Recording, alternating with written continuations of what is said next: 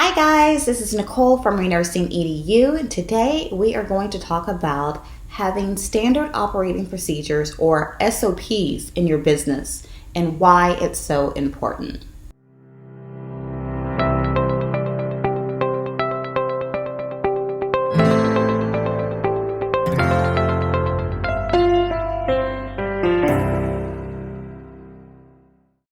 As a business owner, you may be at the point where you are working by yourself. So you may be what I call a solopreneur. So you are the only person in your business and you are the only person who knows how to do certain things. Well, everything actually. So it's very important for you, even as a solopreneur, to have systems and processes in place. And if you're not aware of what SOPs are, think back to the days when you worked in the hospital or a clinic and you had policies, procedures, and protocols. So these are all the same thing. These are written documentation of how things need to be carried out. And this is super important even for people who work by themselves, because hopefully one day in your business, you're going to be able to hire a team. So that's either a physical team at a location with you, or maybe a remote team working with VAs or other people around the world. Either way, you need to have documentation of how you do things. I learned the hard way when I started bringing people on. So I've had my business now for 8 years, and a few years ago, I decided to get someone to help me with marketing and maybe a little website cleanup or whatever. So I brought these people on, but I did not have standard operating procedures because everything was in my head. And so what I would do every time someone would come on, if I had a new person, what I would do is I'd write out an email and I'd say, okay, you do this. And it was like that every time someone came on.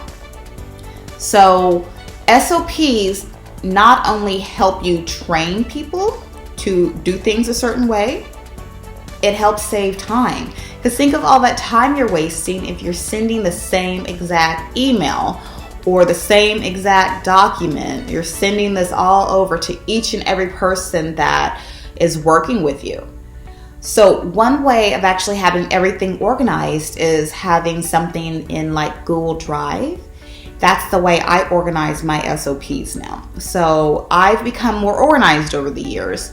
And so now I have a operations folder within my Google Drive for my businesses. And so under that operations folder, I have different subfolders. And I've numbered them and I've categorized them. For example, so under operations, I may have a folder, or I do have a folder for legal. So I've got my documents for contracts, I've got my documents for my website, I've got my insurance information, all that stuff goes under the legal folder. So if anything came up and I needed to find a document, a contract or whatever, I know exactly where it's at. Okay, I'm not saying this is what you need to share with your employees, but I know exactly where that's at. I have another folder that is strictly for media, and that has all of my logos, all my social media templates, all of my headers, everything there, and I know where that is. And so if I have a team member that comes on board and is doing marketing, I give them access to that folder, and they can take out the logos and the fonts and everything else that they need, and they can create what they need and post it to social media. So everything is on brand, everything is on point, and everything is right there.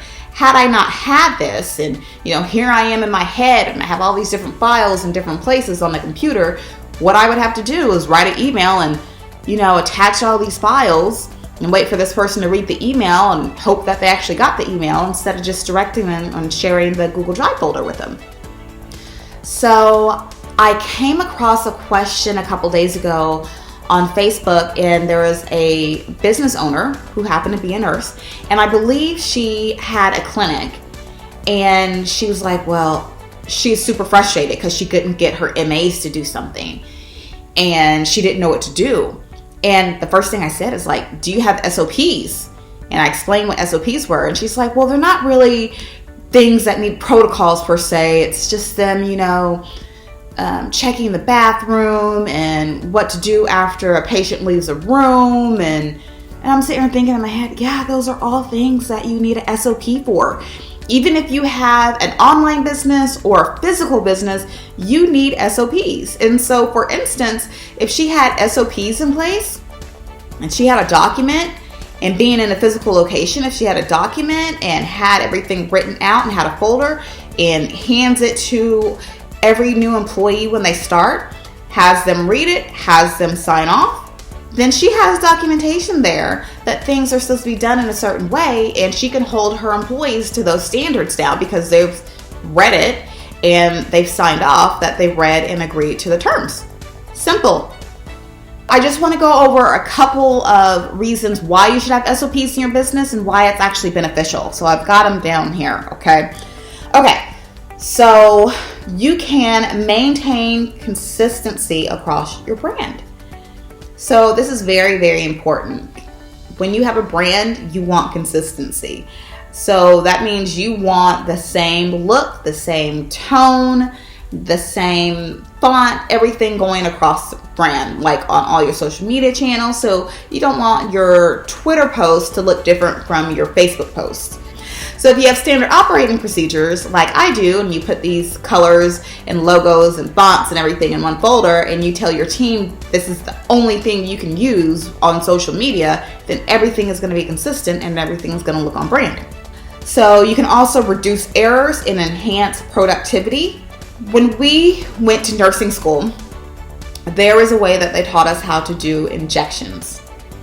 And if we don't do injections the correct way, a lot of different things can happen. We can hit a nerve, we can hit a muscle, we can hit a bone, we can hit all kinds of things that we're not supposed to hit. We can hit blood vessels.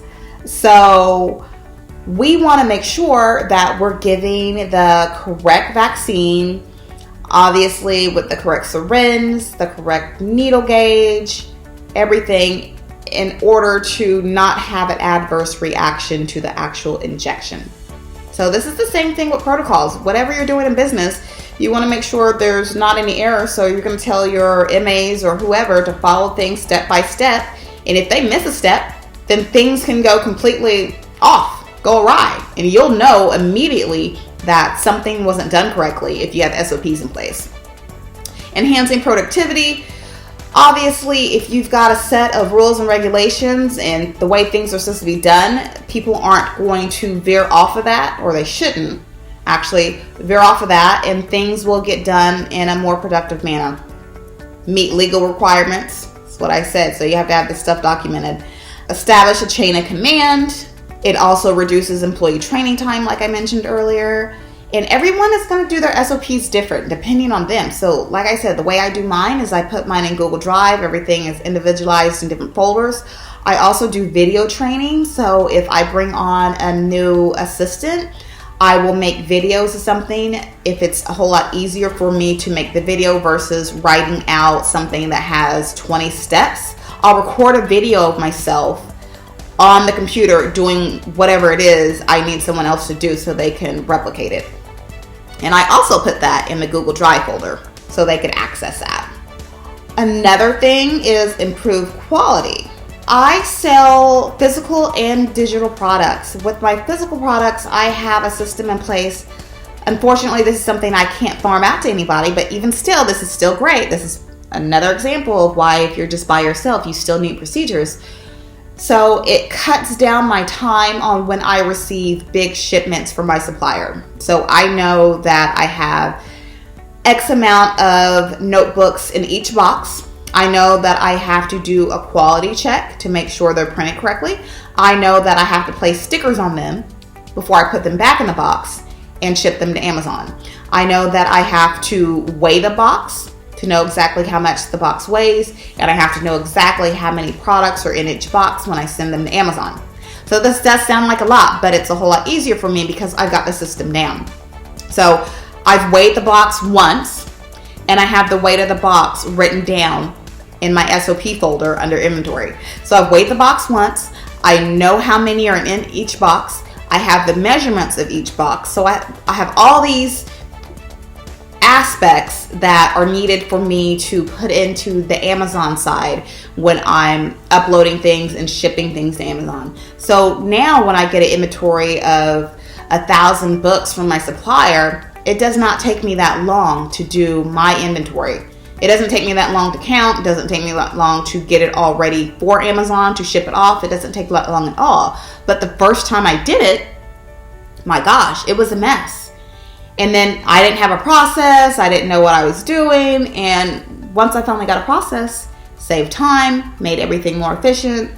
I can get things off a whole lot quicker now. This was my video on SOPs and why it's so important for small business owners, even if you're a solopreneur working online, or if you're working in a clinic setting and you have teammates physically. So it's very, very important to have SOPs. And if you have any questions about this, let me know and comment below. And I want you to like, share, and subscribe our YouTube channel. Thank you so much.